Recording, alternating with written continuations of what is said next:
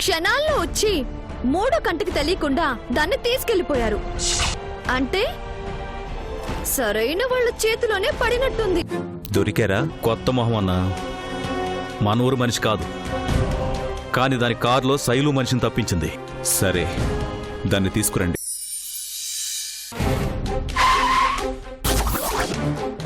దింపండ్రా.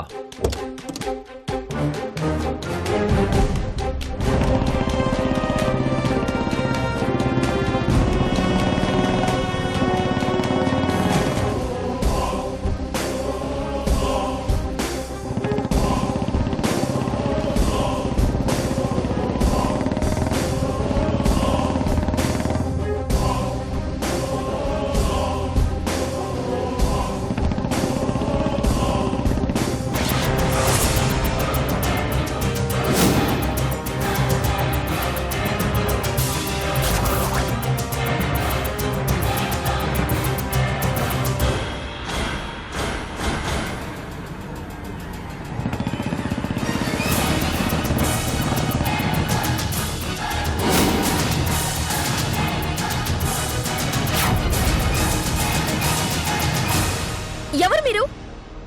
నాకేం తెలియదంటుంటే అర్థం చేసుకోరేంటి? మంచిగా నిజం చెప్తే ప్రాణాలతో బతికిపోతావు. మా అన్నొచ్చాడంటే అన్యాయంగా ఆయన చేతిలో చేస్తావు. ఎవరు మీ అన్న? రమ్మను, ఆయనతోనే మాట్లాడతారు.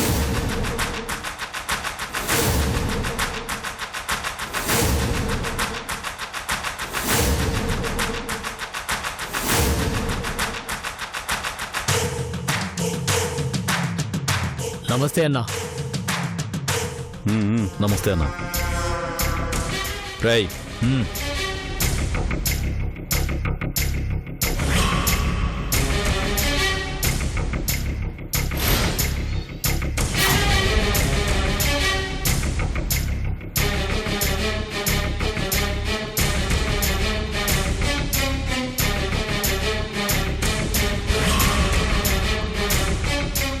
శైలు వాళ్ళెక్కడా? ఆ శైలు ఎవరో వాళ్ళెవరో నాకు తెలియదంటే అర్థం కాదా మీకు?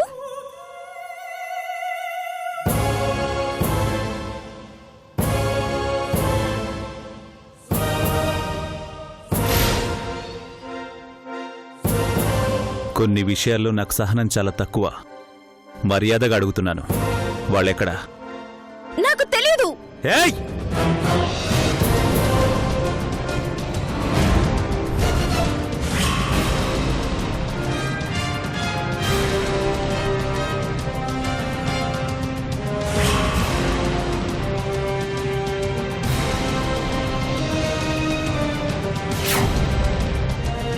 నీకు తెలియకుండానే నీ కారులో తీసుకెళ్ళావా? నా కారులో తీసుకెళ్లిన మాట నిజం, బట్ నాకు వాళ్ళెవరో తెలియదు. కారు ఆపారు, సహాయం అడిగారు. అన్నా, ఇది మాటలతో చెప్తే వినే రకంలా లేదనా? అమాయకంగా నీ మాటలు నమ్మేవాళ్ళు ఎవరూ లేరిక్కడ. మర్యాదగా చెప్పావా? ప్రాణాలతో వదిలేస్తాను, లేదంటే నీ శవం కూడా కనిపించదు. మనుషులేనా మీరు? నాకు తెలియదంటుంటే అర్థం కాదా?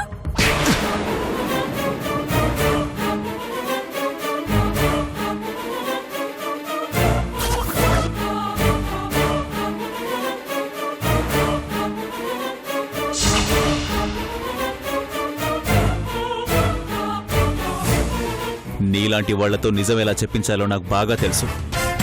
2 రోజుల్లో పెళ్లి పెట్టుకుని నేనిచ్చిన మాట కాదని అతనితో వెళ్ళిపోయింది శైలు.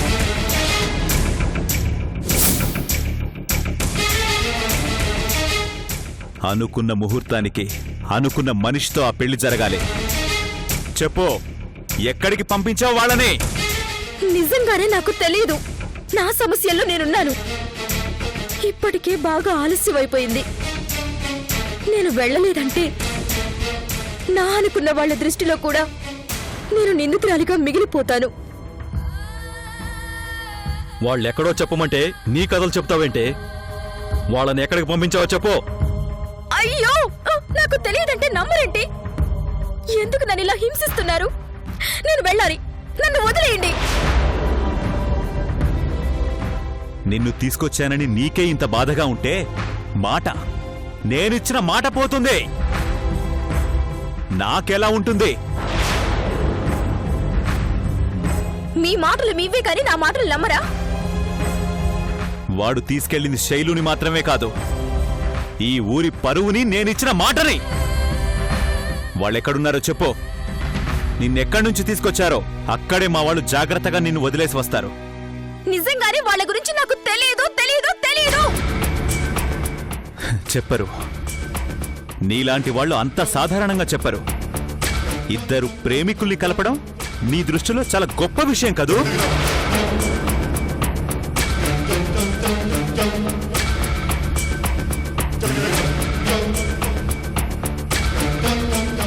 మీరు ఆ ఇద్దరిని కలపడం గురించి ఆలోచిస్తారు. విడిపోయే వాళ్ల కుటుంబాల గురించి ఆలోచించరు. పెంచిన వాళ్ల ప్రేమల గురించి, నలుగురిలో ఇచ్చిన మాట గురించి, దేని గురించి ఆలోచించరు.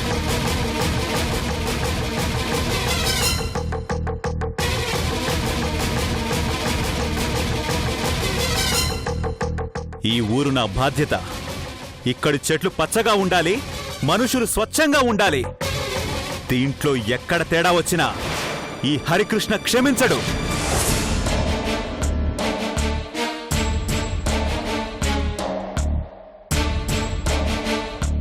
నా ఊరికి నష్టం జరిగినా, నా వాళ్లకి కష్టం కలిగినా అందుకు కారణమైన వాళ్ళని ఎవ్వర్నీ బ్రతకనివ్వను. ఈ ఊరి కోసం, ఇచ్చిన మాట కోసం చావు నాకు ఎదురొచ్చినా, చావుకి నేను ఎదురు వెళ్లాల్సొచ్చినా దేనికైనా సిద్ధమే.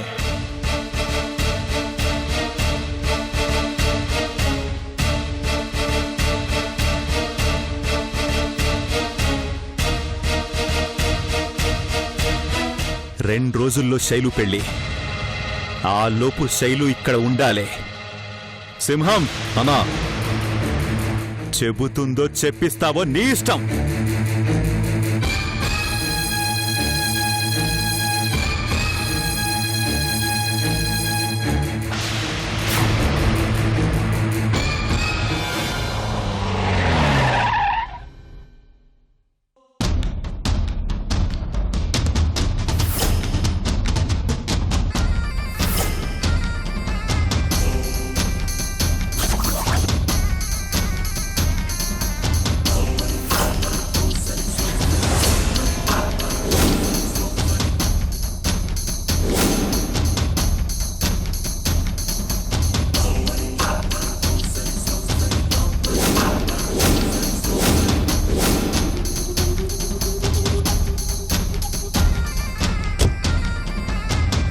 పర్వతాపురం నుంచి ఎంత దూరం రావటమేంటమ్మా?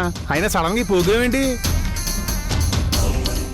కొందరికి అన్నీ ఉన్నా టైం బాగాలేక జీవితంలో ఎదగరు. కొందరికి ఏమీ లేకపోయినా టైం బాగుండి ఎదిగిపోతారు. అన్నీ ఉండి వెనకబడింది మనం. అదృష్టంతో పైకొచ్చింది ఆ హరి.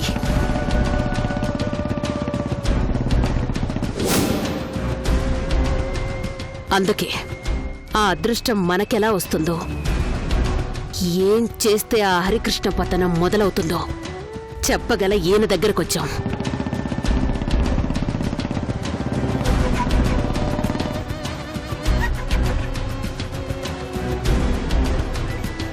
అంత బాగా చెప్తారా?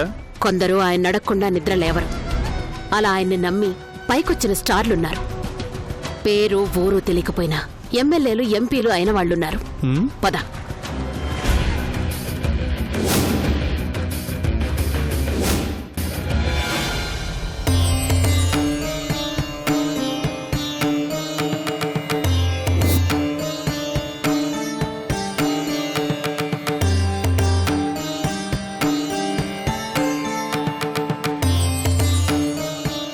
నమస్కారం. అడగ్గానే అపాయింట్మెంట్ ఇచ్చినందుకు ధన్యవాదాలు.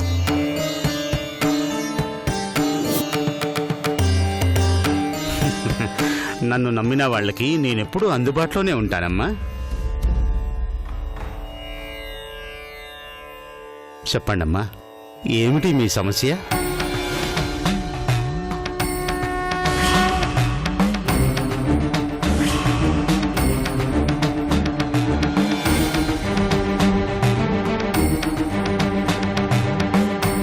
పర్వతనేని హరికృష్ణ, అతనే మా సమస్య. ఊళ్ళో ఆ హరికృష్ణకి ఎంత ఆస్తుందో అంత ఆస్తి నాకు ఉంది. ఆస్తి అంతస్తు అన్నింట్లో తనకి సమానంగానే ఉన్నాను, ఒక్క గౌరవంలో తప్ప.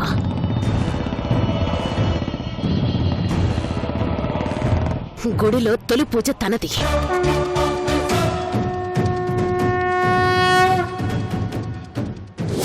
పంచాయతీలో తీర్పు తనది. ఊళ్ళో ఏ శుభకార్యం జరిగినా పిలుపు తనకే.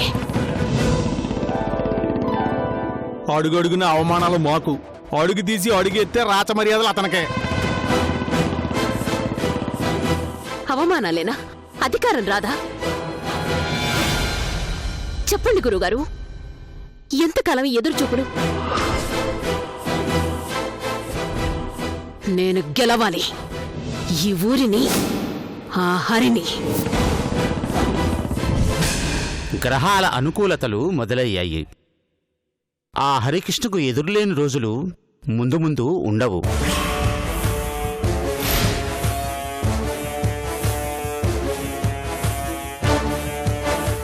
నిజమా? నా మాటకు తిరుగుందా?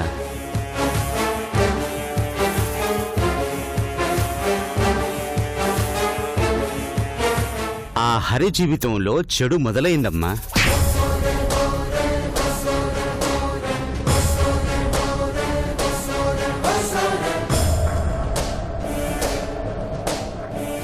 అది అంతై అంతింతై అతని పేరునే మింగేస్తుందమ్మా. ఒక ఆడదాని వల్ల అతని పతనం మొదలైంది.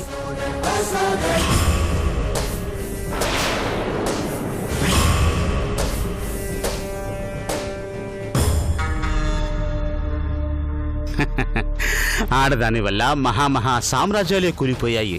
ఆ హరి ఎంత?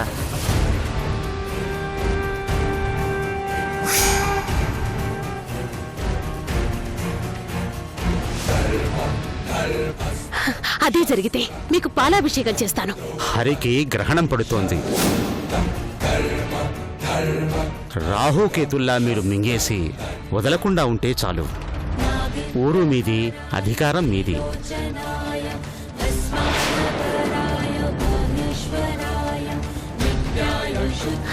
చాలు, ఈ మాట చాలు.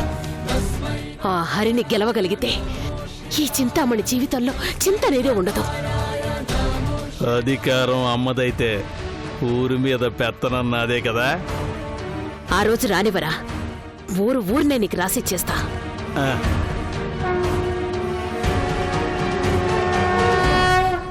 రే పర్వతనేని హరి, పర్వతం మీద ఉన్నానని ఫీల్ అయ్యావు కదూ?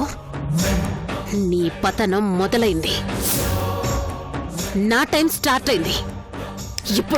ఇప్పుడు చూపిస్తాన్రా ఈ చింతామణి అంటే ఏంటో.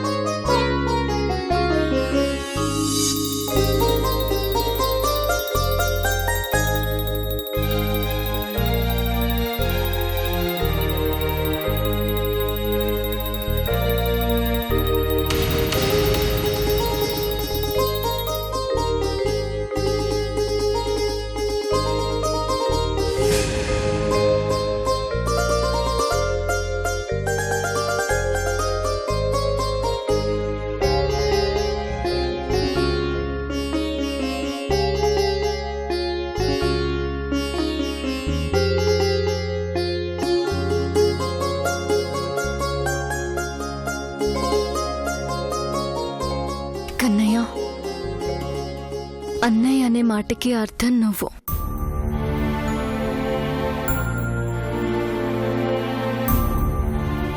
కష్టాలలో ఉన్న చెల్లెలి ద్రౌపది అన్నా అని పిలిస్తే తన మానాన్ని కాపాడి అన్నా అనే పిలుపుకి వన్నీ తెచ్చావు.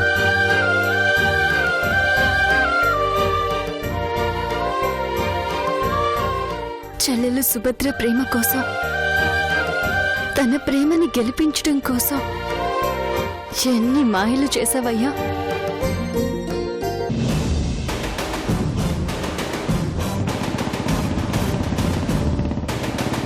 చెల్లెమ్మ అనే మా అన్నయ్య పిలుపు కోసం నేనెంత తప్పన పడుతున్నానో, ఎంతగా ఎదురు చూస్తున్నానో నీకు తెలుసు. మా అన్న కోసం నేను చెయ్యని పూజ లేదు, నోచుకొని వ్రతం లేదు.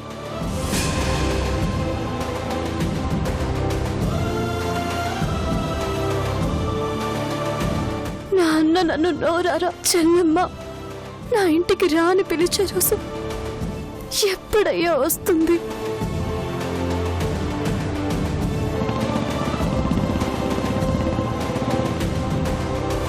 మా అన్నయ్య మనసు ఎంతో మంచిది.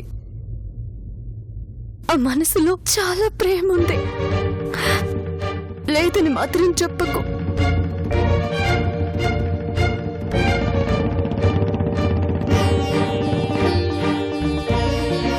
మా అన్నయ్యలో మా నాన్నని చూపించాడు,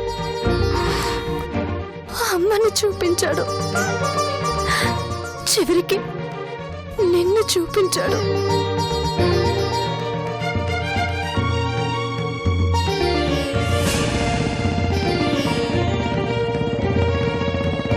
అన్నయ్య ప్రేమలో నిన్నెక్కడ మర్చిపోతాను అని నీ భయం కదూ.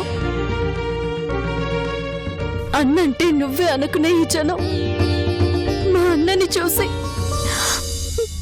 మనసు ఎక్కడ మార్చుకుంటారు అని నీ భయం.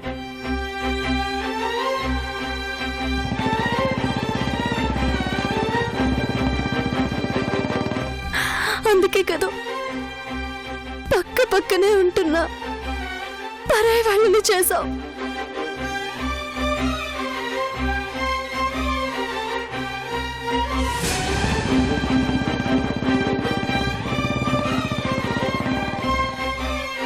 అన్నా అనే పిలుపుకి అడ్డంగా గోడ కట్టావు. ఆ రోజు నా కళ్ళల్లో మొదలైన ఈ కన్నీటి ప్రవాహం జీవనదిలో ఎదుగో ఇలా ఆగిపోకుండా ప్రవహిస్తూనే ఉంది.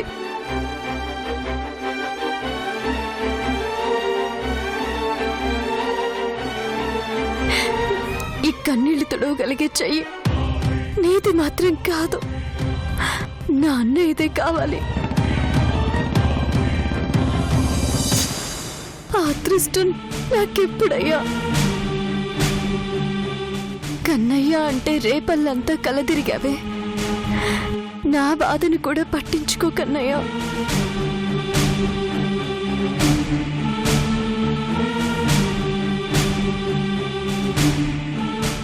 హారతి తీసుకోరా. వద్దక్క, ఈ హారత దేవుడిది కాదు, ఆయన గారి కోసం ఇచ్చింది. కళ్ళకద్దుకునేంత గొప్పతనం అందులో లేదులే. రే, ఈ మాట గుర్తుంచుకో, వీలైతే రాసి పెట్టుకో. నీ అంతటా నువ్వే అన్నయ్య కన్నా గొప్పవాడు లేడు, నేనే పొరపాటు పడ్డాను అని ఈ హారతనే కాదు, అన్నయ్య కాళ్ళని కూడా కళ్ళకద్దుకునే రోజు వస్తుంది. అది జన్మలో జరగదు, అదంతా కేవలం నీ భ్రమ.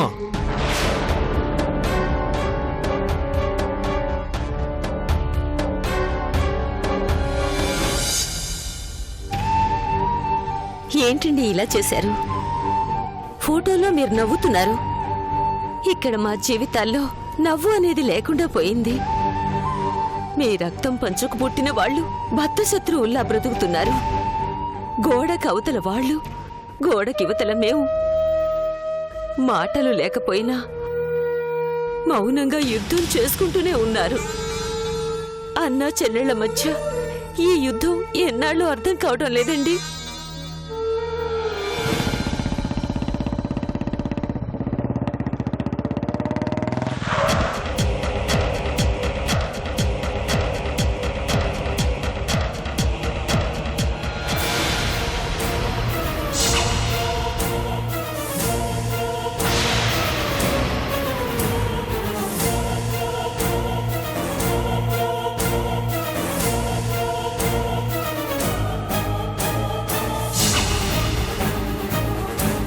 ఆ ఇంటి కుక్కకి ఈ ఇంట్లో ఏం పని?